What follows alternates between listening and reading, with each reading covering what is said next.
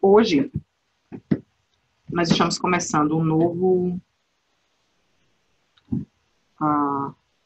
um ciclo de palestras intitulado, que vai falar sobre a transição planetária. Pelas próximas semanas, vocês vão ouvir muito falar sobre um tema que vem sendo bem debatido no meio espírita, sobre como o nosso planeta está atravessando de uma fase para outra, como isso vai influenciar a nossa vida, como nós influenciamos e somos influenciados.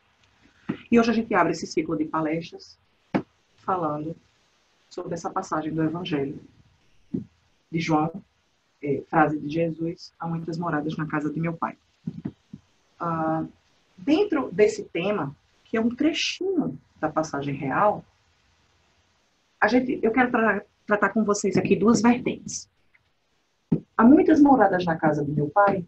É muito claro para quem já estuda a doutrina espírita há um tempo que vai esclarecer para a gente a questão da pluralidade dos mundos. Mas, como o próprio Jesus, que nunca especificou, enquanto pisou sobre a terra, nunca se firmou em falar apenas sobre coisas materiais, eu também vou falar com vocês sobre a segunda vertente, que são as moradas que nós trazemos dentro de nós, que são muitas, que são tantas. Assim como aqui nós temos tantas moradas nesse mundo, se nós não seguirmos a lei dos homens, moraremos na cadeia.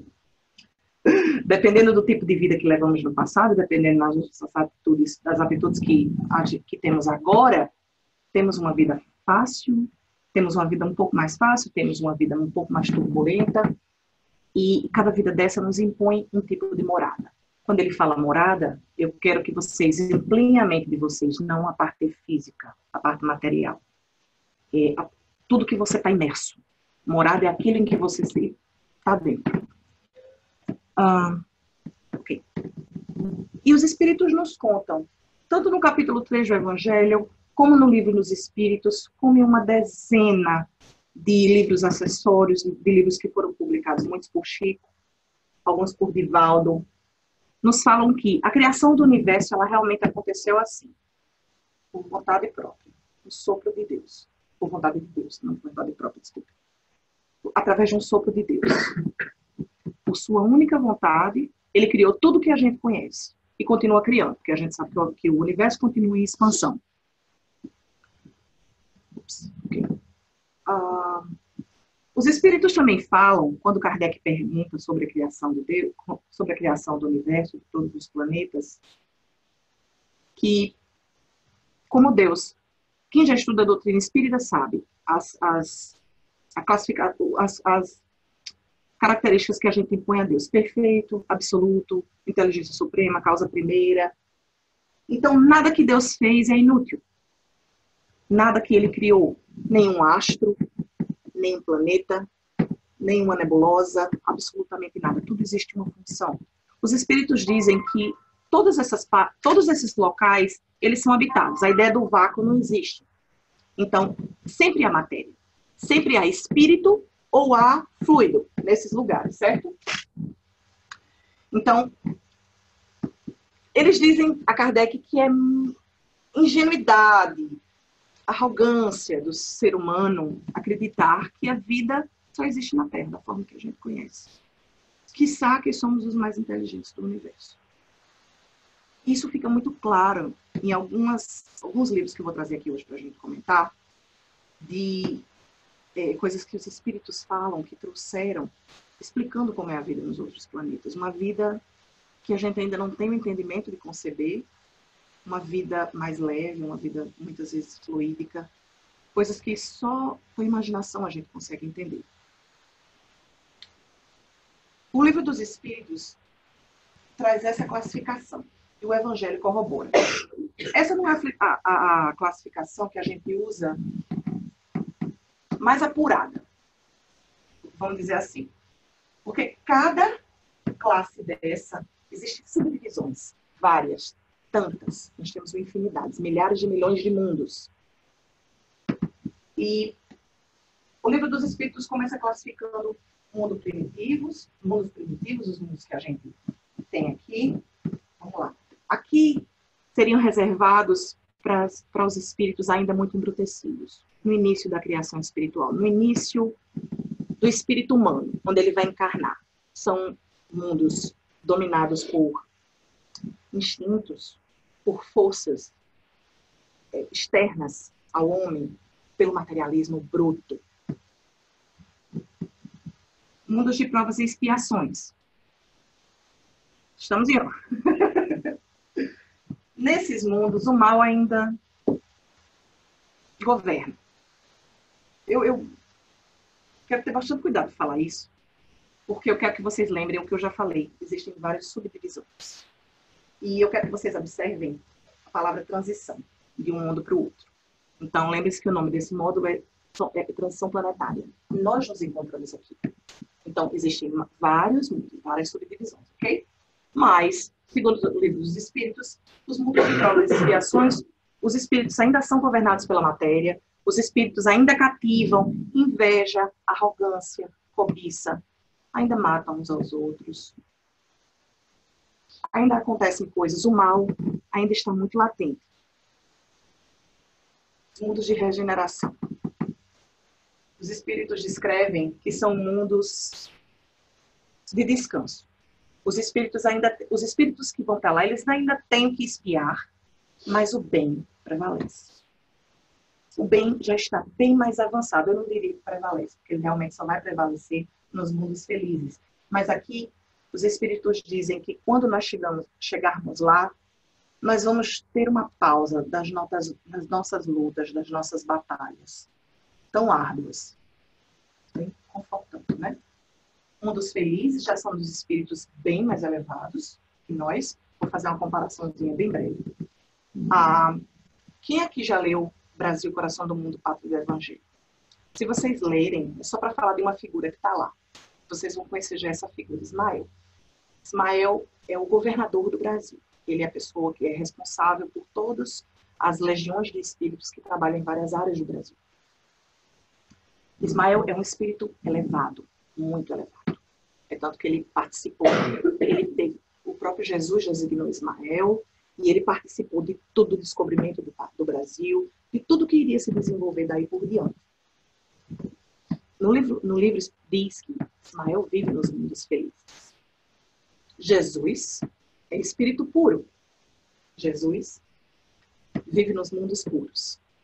Então, aqui a gente encontra espíritos extremamente elevados. Aqui os espíritos já descrevem entidades angélicas, espíritos puros, como Jesus.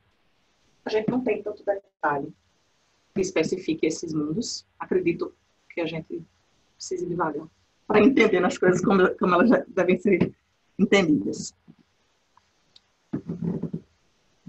Chico Xavier, só um brief. Eu não leio os slides, então os slides foram feitos para vocês. Então fiquem à vontade para ler, tá? Chico Xavier tem inúmeros livros que falam sobre as moradas da casa do Pai, campos vibracionais, e tudo que nos envolve, como a gente é atraído por eles. No livro Cartas de uma Morta, que foi escrito pela própria mãe de Chico, Maria João de Deus, ela descreve no livro lugares em que ela tenha visitado. Um deles me marcou muito, eu queria trazer para vocês. Ela disse para Chico: meu filho, hoje eu estive em Saturno. Os mares de Saturno, eles são lilás. As criaturas que lá vivem, elas não andam, elas volitam. Saturno, os seres, a vida lá, ela a vida acontece, a vida evolui sem precisar da morte. O que é que isso quer dizer? O homem já não mata mais, para que ele precise sobreviver. Aqui a gente mata para que precise. Mata animais, a gente precisa se alimentar de carne, né? A maioria de nós ainda. Então ela disse lá, o homem não mata mais. A morte não sustenta a vida de ninguém. Os espíritos são alados, aqueles que vivem. E ela descreve coisas maravilhosas, coisas encantadoras. Crônicas de Além-Túmulo, de Humberto de Campos. Quem quiser se inteirar mais, ele fala muito de Júpiter. Emmanuel fala em A Caminho da Luz, como os mundos foram feitos, como os espíritos intervieram. ele fala de cada constituição. É fantástico, eu super indico se vocês quiserem ler. E os espíritos trazem para a gente no livro dos espíritos que no nosso sistema solar, Júpiter seria o planeta mais evoluído. Eu pesquisei na Revista Espírita, do ano 1858. Um espírito traz uma carta, um artigo, Sardô, o nome desse espírito. Ele teve a graça de conhecer Júpiter. E lá, essa passagem, realmente, eu gosto muito. Sardô descreve como é a atmosfera de Júpiter. Lá, ele teve a chance de falar com Mozart. Mozart encarnou na Terra. E ele descreve que a casa de Mozart foi feita pelo próprio pensamento. Todos que habitam Júpiter constituem as suas moradas, o lugar onde eles vivem, através do pensamento. Imagina que coisa maravilhosa. Não precisa ter dinheiro, através do pensamento você constrói. E ele traz umas singularidades. Ele fala dos vizinhos de Mozart, diz que logo mais, alguns quilômetros, estão a casa de Cervantes, são aqueles jardins, já se vê o jardim de Cervantes de longe. Mas ele disse que a casa de Mozart, ela é em formato de uma nota musical, uma partitura, aliás. E existem várias notas musicais. E ele ficou intrigado com aquilo e perguntou a Mozart se a música em Júpiter se assemelharia à Terra, se é o planeta mais evoluído do sistema solar. Os espíritos que estão lá são extremamente evoluídos. E aí Mozart responde a ele, não. Mas todos os espíritos que lá estão encarnados, os quais a sua encarnação na Terra lhes propiciou a bem-aventurança de ir para Júpiter, eles trazem nas suas casas, que são, entendam, quando ele explica que as casas são feitas através do fluido mental, eles criam com a mente, tudo de bom que está dentro da mente dele é exteriorizado no lugar onde eles vão ser acolhidos. Então, ele explica que as casas, elas trazem os símbolos da última encarnação na Terra, porque eles querem lembrar disso. E no final, ele tem uma parte muito tocante da carta, que ele diz assim, ele agradece pela graça de ter podido ouvir, e ele espera que, descrevendo tantas maravilhas, ele traga um pouquinho de esperança àqueles que ainda estão aqui. Muitos de nós sofrendo com limitações financeiras, limitações de saúde, limitações sentimentais. Tantas limitações. Que, se nós trabalharmos na nossa evolução, a gente pode chegar lá. Porque espíritos que encarnaram aqui, hoje estão lá. Então, que a gente não perca a esperança, que a gente mantenha essa imagem de um mundo em que os rios são fluídicos, os rios são de vapor, em que a gente cria o que a gente acha bonito, o que a gente acha belo. Que isso nos dê esperança no porvir.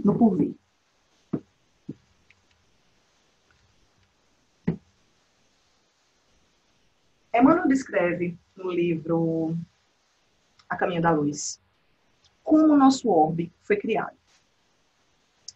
Ele diz que um grupo de espíritos puros e angélicos, o qual Jesus é um dos membros, se reuniu apenas 2 vezes nas proximidades da Terra.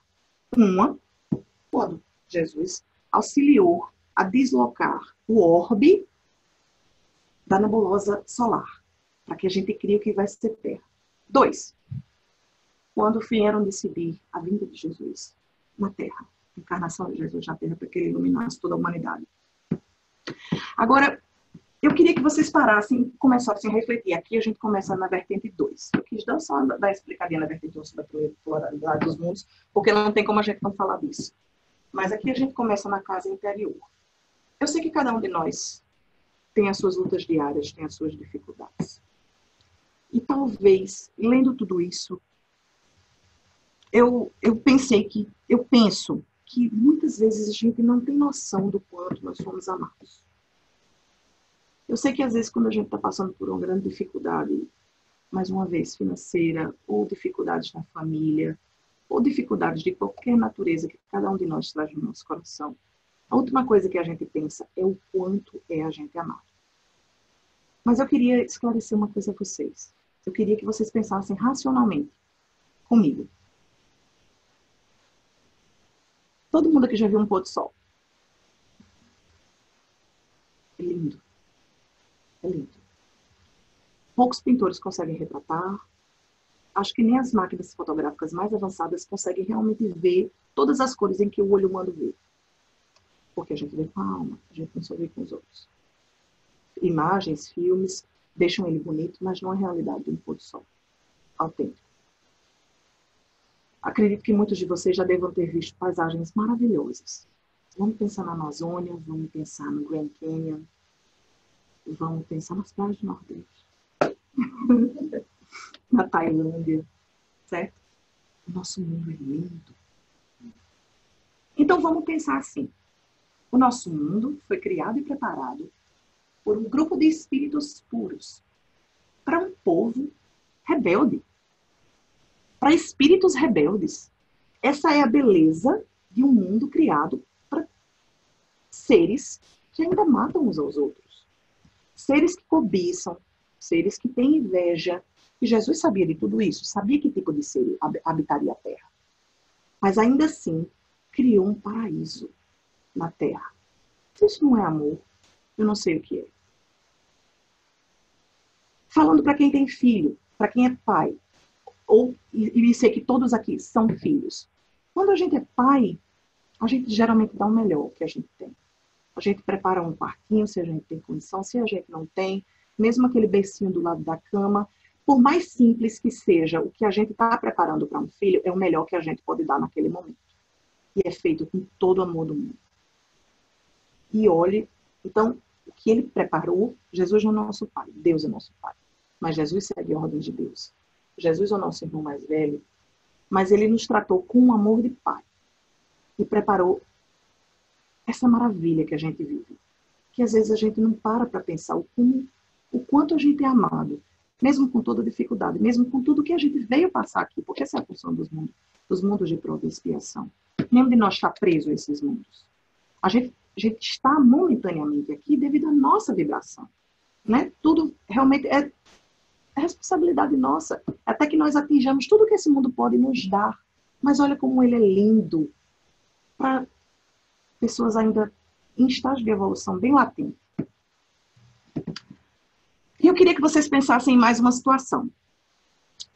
Imagine que vocês conhecem alguém muito poderoso. Muito poderoso. Quando eu falo poderoso. Influente. A pessoa que faz acontecer as coisas.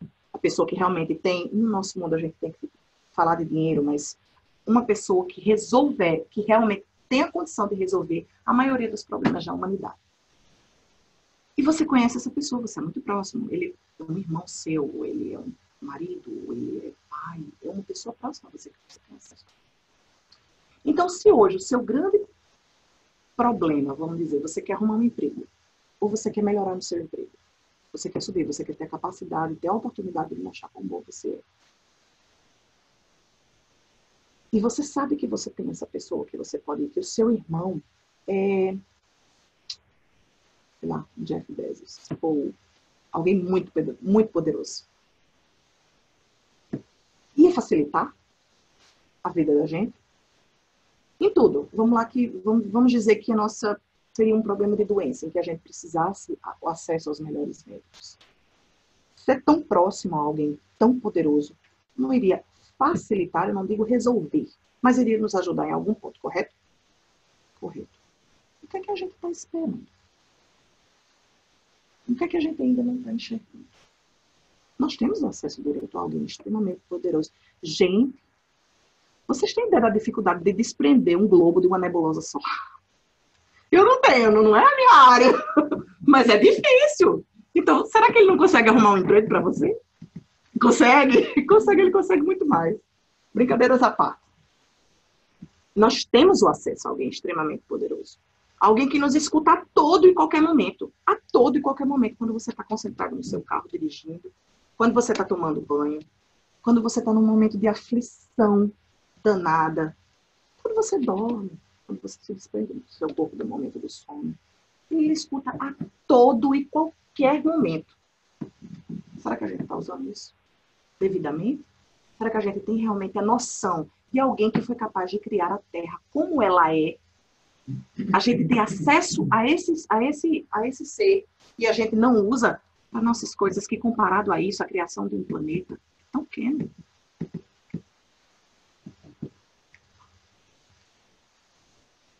Aqui a gente chega na parte que intitula a palestra. Essa eu gostaria de ler. Não se turbe o vosso coração, credes em Deus. Credes também em mim. Há muitas moradas na casa de meu pai. Se assim não fosse, já eu vos teria dito. Pois me vou para vos preparar um lugar. Depois que me tenha ido, e que vos houver preparado um lugar, voltarei e vos retirarei para mim, a fim de onde eu estiver, vós também aí estarei. Essa passagem, ela foi dita por Jesus na última ceia. No Evangelho, ela está descrita como discurso de adeus. Logo depois da crucificação aconteceu, Jesus, óbvio, sabia de tudo que ia acontecer. Sabia o que nós faríamos a ele. Quem estaria encarnado aqui. E isso é uma verdadeira... Eu vou destrinchar essa passagem com vocês, mas é uma verdadeira prova de amor. Quando a gente vem adiante aqui, ó, não se turbe o vosso coração. O que Jesus queria dizer, ele sabia que todos que estavam ali, assim como nós, tememos a morte. Tememos a morte para nós mesmos. Ele sabia que ele ia morrer. Os discípulos não, mas ele sabia.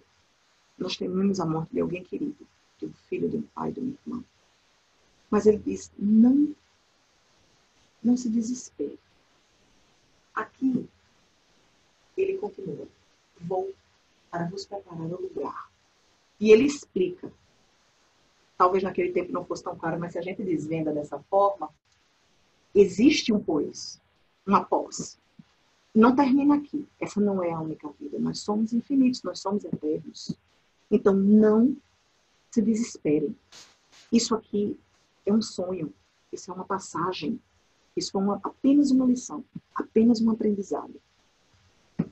A fim de que onde eu estiver, vós aí estejais. E aqui é a esperança que ele deixa. E olha que só são trechos daquela passagem. Aonde eu estiver, vós estejais. Isso é a promessa que a gente vai chegar lá naqueles mundos que eu mostrei no início. Que a gente vai chegar nos mundos puros. Que ele acredita que nós temos a capacidade de chegar nos mundos puros. E aonde eu estiver, vós aí também estejais. Ele fala um pouquinho antes, deixa eu botar aqui, que eu não coloquei. Eu voltarei. Essa parte eu não coloquei que eu deveria ter colocado. Quando ele diz eu voltarei, aqui é o Consolador, gente. E vos retirarei para mim. Que é através de segui-lo, através das palavras de Jesus. Eu não gosto de dizer que é só através do Espiritismo, que é o Consolador prometido, mas através de seguir a vida com retidão, da forma com que ele previu. Vocês chegarão até a mim. E onde eu estiver, vocês também estarão. E aqui a segunda parte, que é o título da nossa palestra de hoje, As Moradas na Casa do Pai, que é quando Jesus fala, Emmanuel traz para a gente que a nossa casa é a nossa mente. A casa que sempre se repete. Você vai ver no Evangelho tantas vezes ele falar da casa, ele falar da morada, ele falar daquilo que nos envolve. Emmanuel esclarece no A Caminho da Luz que a nossa casa é a nossa mente. E ele tem uma frase marcante demais para mim. É do livro Justiça Divina. Emmanuel diz, vamos aprendendo que o céu começará sempre em nós mesmos e o inferno tem o tamanho da rebeldia de cada um. O inferno que ele diz são os nossos tormentos. Certo? Nessa passagem, ele explica o seguinte, que todos estamos juntos, mas separados apenas pelas nossas vibrações. Separados apenas pelos lugares em que nós seremos levados. Ou que nós mesmos nos colocamos. Aqui na imagem, eu coloquei o que o filme de André Luiz descreve do umbral. Eu coloquei cidades espirituais, nosso lar, Alvorada Nova. Eu coloquei lugares tenebrosos, que são lugares onde a nossa própria vibração vai nos levar, dependendo da vida que a gente levar aqui. E voltando no que Emmanuel disse a gente, eu gostaria que cada um de vocês refletisse um pouco. Como é que está a sua morada? Como é que está isso aqui? Como é que você tem cuidado da sua morada? Há alguns minutos atrás eu falei do quanto a gente é amado, não é? Eu acredito que a gente precisa se sentir mais amado. Que a gente realmente tenha consciência de que a gente é muito amado. Mas a sua casa está desarrumada, está desleixada, você está deixando tudo espalhado, ou você já decidiu que dessa vez você organizaria a sua vida? Você organizaria a sua casa? Você organizaria, você faria esse esforço mínimo de se organizar diante de tudo que foi organizado antes que você pudesse vir? Quem é você? No momento da vida em que você está inserido, você é a pessoa que apazigua? Você é a pessoa que perdoa na sua família? Você é a pessoa que no meio social, num grupo, nos seus amigos, você é aquele que apazigua os conflitos? Você é a pessoa que no trânsito tem paciência? Você é a pessoa que na sua vida se reserva um momento para refletir o que você está fazendo da sua vida e o que você pode fazer da sua vida? Lembrem-se que a promessa é grande, a promessa é muito clara. Se vocês andarem comigo, e isso é andar com Jesus, porque muitos de nós acham que precisam de atos gigantescos. Preciso ser amado Teresa de Calcutá, eu preciso ajudar a alimentar todo mundo que está na rua. A gente precisa fazer isso também, mas a gente precisa começar em algum lugar. Não adianta você sair para estar fazendo caridade para todo mundo, para estar tentando exteriorizar algo que você não começou dentro de você mesmo, que você não usa dentro da sua família, que você não usa dentro da sua casa, que você não usa dentro do seu trabalho. Então a limpeza, ela tem que começar de dentro para fora. Ela tem que começar no que está acontecendo com a gente. Lembrando que, arrumando fora, você também começa a refletir e começa a arrumar dentro. Então, a caridade precisa ser feita, a ajuda ao próximo, ela tem que ser feita, ela é obrigatória. Eu gosto de dizer assim. Mas ela tem que ser paralela, a limpeza de dentro. Porque não adianta nada a gente sair, ajudar, fazer caridade, e voltar para casa, gritar com a família, guardar rancor de pessoas durante anos e anos e anos, tocar fogo em situações que já estão quentes, no meio social, xingar o cara no trânsito, soltar lá o palavrão, não adianta nada. Porque a bagunça vai continuar. E o que eu queria trazer para vocês hoje é isso. É que a gente precisa ter muito cuidado com a nossa casa mental para que as sombras não nos envolvam. Porque quando elas nos envolvem, elas nos cegam. Elas não permitem a gente entender o quanto a gente é amado.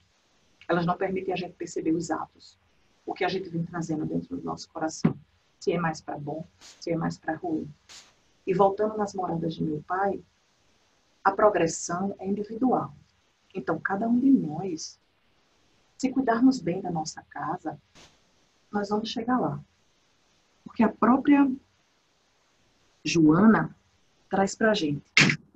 Considera o progresso de evolução moral e espiritual como sendo de emergência, dando-lhe prioridade em todos os investimentos que te sejam possíveis aplicar. Luta, ama, serve e passa. Jesus espera até o fim da luta abençoando. Obrigada a todos vocês. Aqui foi a bibliografia, foram os livros que eu usei para essa palestra, tem alguns mais, mas esses são os que eu realmente precisei. Muito obrigada a todos que estão aqui.